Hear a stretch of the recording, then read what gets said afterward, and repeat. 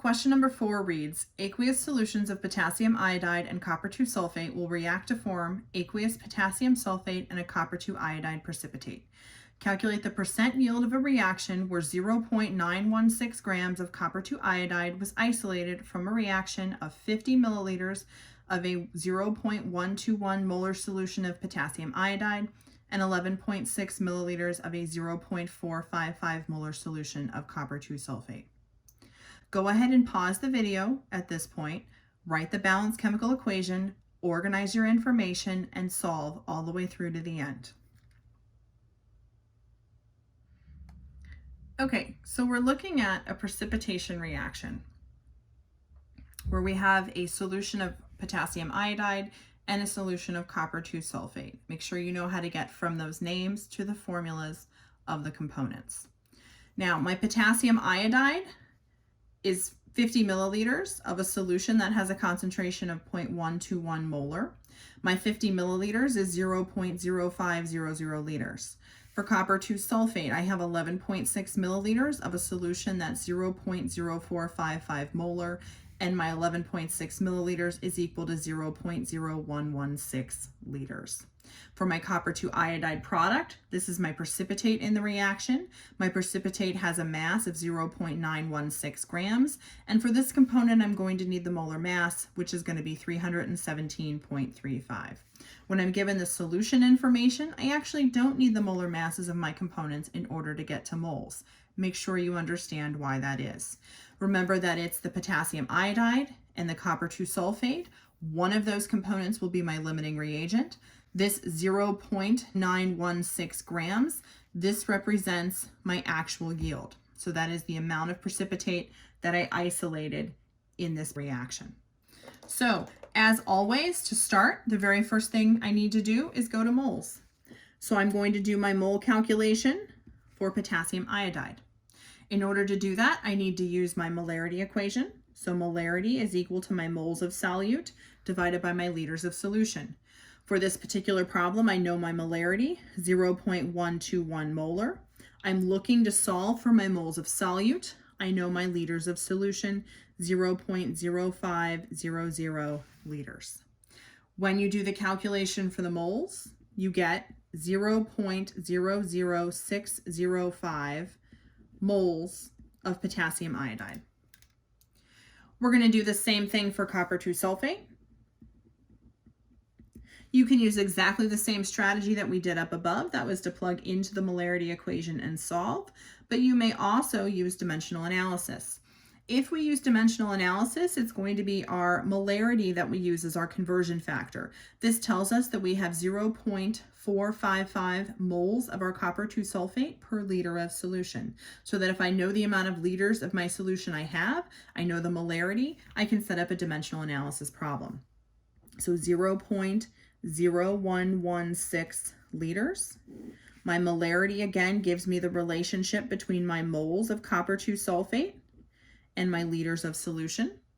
In this case, I know that 1 liter of my solution contains 0.455 moles of copper 2 sulfate.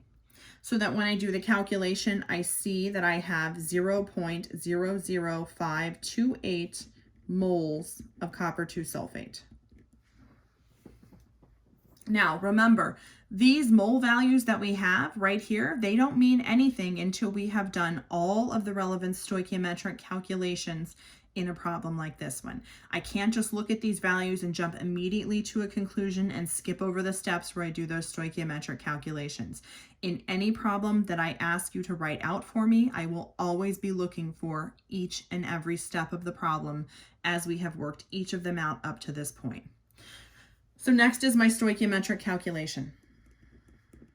If potassium iodide is my limiting reagent, that means I need to take my 0.00605 moles of potassium iodide, and I need to convert from moles of potassium iodide to moles of copper 2 iodide. When I look at the balanced chemical equation, I see that 2 moles of potassium iodide relate to 1 mole of copper 2 iodide. So I'm going to have a 1/2 conversion factor for this problem. When I do the calculation, I get 0.00303 moles of copper 2 iodide. In order to analyze this calculation, I also need to do my other stoichiometry calculation. That is to look at what happens if copper 2 sulfate is my limiting reagent. So in that case, I'm going to take my 0.00528 moles of copper 2 sulfate. I need my conversion factor to get rid of my units of copper 2 sulfate, and I need it to leave me with units that are going to be moles of copper 2 iodide. From the balanced chemical equation, we have a 1-to-1 mole ratio. And as you've worked through several of these problems by this point, you see that a 1-to-1 mole ratio is best case scenario. But every piece of your calculation is still important, even with that 1-to-1 mole ratio. You must show me that you understand this conversion factor to be that 1-to-1 mole ratio, and you must write something out that shows me that you know this. So now at this point in the problem, I do my analysis. Remember, I have enough potassium iodide to make this amount of product. I can make anything less, but nothing more. I have enough copper 2 sulfate to make this amount of product. I can make anything less, but nothing more. So that as I compare these two potential amounts of product, it is the lesser of the two amounts that I am interested in. That is the amount that will become my theoretical yield. That means that if this is my theoretical yield for my product, potassium iodide is my limiting reagent, and my copper 2 sulfate is present in an excess. So now at this point in the problem, I can finish the problem and I can calculate that percent yield, which is my final answer. So what I know is that my theoretical yield is 0.00303 moles of copper 2 iodide. I also know from the information given to me in the problem that my actual yield was 0.916 grams of copper 2 iodide. And as always, you need to either convert this from moles to grams or your actual yield from grams to moles, and your strategy does not matter at all. For me, I'm going to convert my theoretical yield from moles to grams.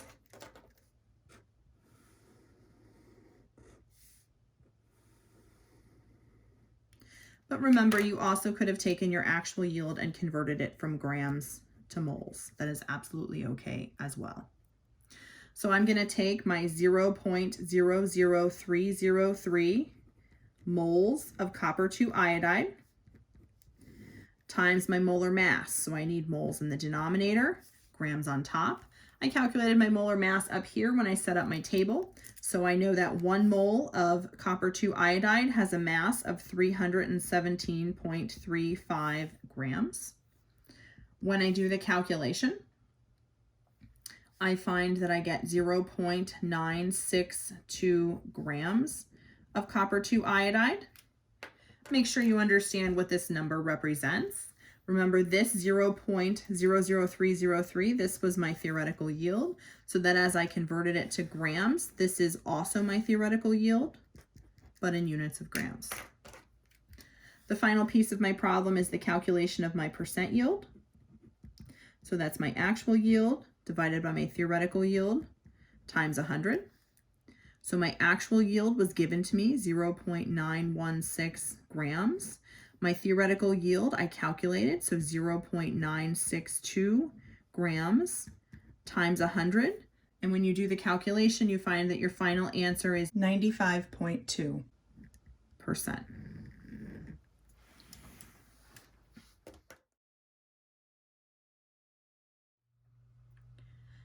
Number 5 in the packet has two parts, A and B.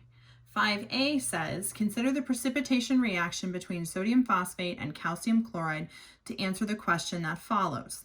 Calculate the percent yield for a reaction where 14.7 grams of a precipitate was isolated from a reaction between 181.5 milliliters of a 0.641 molar solution of sodium phosphate and 55.6 milliliters of a 3.89 molar solution of calcium chloride. I want you to solve this problem on your own. I will work through part B with you, but come up with an answer for part A on your own.